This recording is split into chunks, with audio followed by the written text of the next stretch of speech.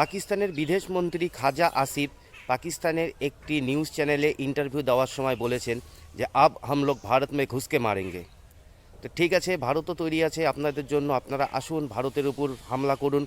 একটি খালি ভারতের উপর মিসাইল ফেলে দেখুন। এবার ভারতের পক্ষ থেকে শুরু হয়ে যাবে অপারেশন 0.2। অপারেশন সিন্দুরের কথা মনে আছে তো? এবার অপারেশন সিন্দুর যদি 0.2 শুরু হয়, আপনাদের যে কী হাল হবে আপনারা বুঝতেই পারছেন না। টিভিতে বসে বসে বড় বড় বাতলা দেওয়াই যায়, হিম্মত যদি থাকে তাহলে পরে ভারতের উপর একটা মিসাইল ফেলে দেখুন।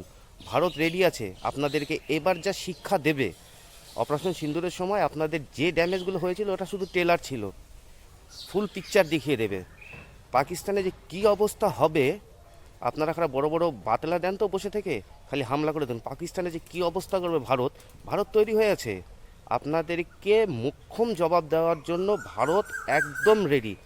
ভারত চাইছে যে আপনারা আপনাদের তরফ থেকে একটা খালি হামলা করুন, তারপরে দেখবেন কি হয়। আসল ব্যাপারটা কি বলুন তো? আসল ব্যাপারটা হচ্ছে পাকিস্তানের ইকোনমি শেষ। হরমুজ প্রণালীতে পাকিস্তানের তৈলজাহাজ বন্ধ হয়ে গেছে। ইরান হরমুজ প্রণালী দিয়ে পাকিস্তানের তেলের জাহাজকে যেতে দিচ্ছে না। তার কারণ হচ্ছে আমেরিকার যে তৈলবাহী জাহাজ, সেই জাহাজে পাকিস্তানের পতাকা লাগিয়ে হরমুজ প্রণালী দিয়ে সেই জাহাজটিকে পার করার পরিকল্পনা করেছিল আমেরিকা এবং পাকিস্তান মিলে। কিন্তু সেই গুড়ে বালি পাকিস্তানের সেই প্ল্যান ধরে ফেলেছে ইরান, যার ফলে যাও 2-4 ব্যারেল তেল পাচ্ছিল ইরানের কাছ থেকে, এখন তো পুরোপুরি সেই তেলও বন্ধ।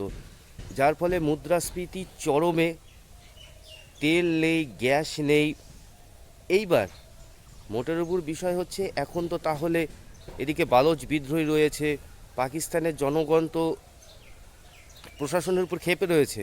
তো এবার পাকিস্তানের জনগণকে তো মানে শান্ত রাখতে গেলে তাদেরকে তো একটা জুজু দেখাতে হবে। সেই জুজুটা কি? সেই জুজুটার নাম হচ্ছে ভারত। ভারত নামে জুজু। তারা বলছে এইবার আমাদেরকে প্রিপেয়ার থাকতে হবে ভারতের উপর হামলার করবার জন্য। অর্থাৎ এটা প্রতিটা দেশেরই ব্যাপার, যে দেশে মিলিটারি শাসন রয়েছে। অর্থাৎ পাকিস্তানে গণতন্ত্র থাকলে পরেও পাকিস্তানকে তো চালায় আলটিমেটলি পাকিস্তানের সেনাবাহিনী।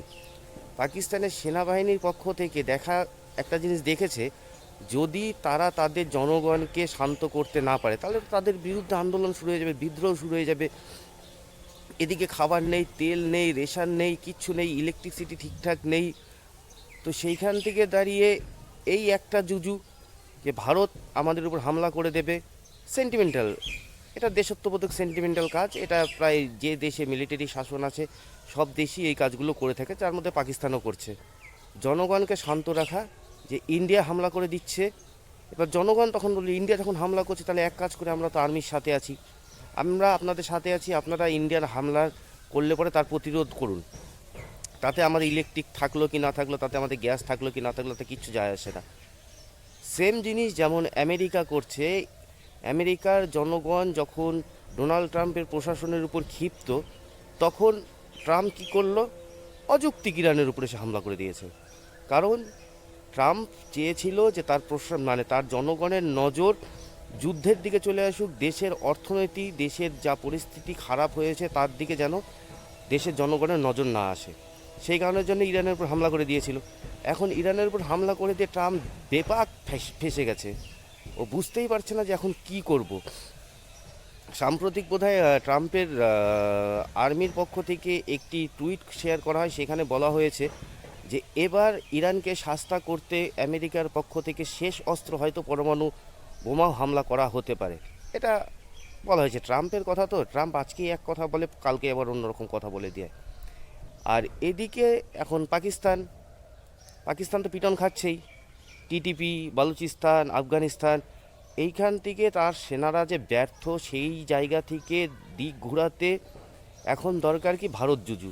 সেই কারণের জন্যই পাকিস্তানের যে বিদেশমন্ত্রী খাজা আসিফ, তিনি এক টেলিভিশনে ইন্টারভিউ দিতে গিয়ে তিনি বলেছেন যে এখন ভারতের উপর হামলা করা দরকার। অর্থাৎ তার কথা অনুযায়ী আভি হাম লোগ ভারত মে ঘুসকে মারেঙ্গে।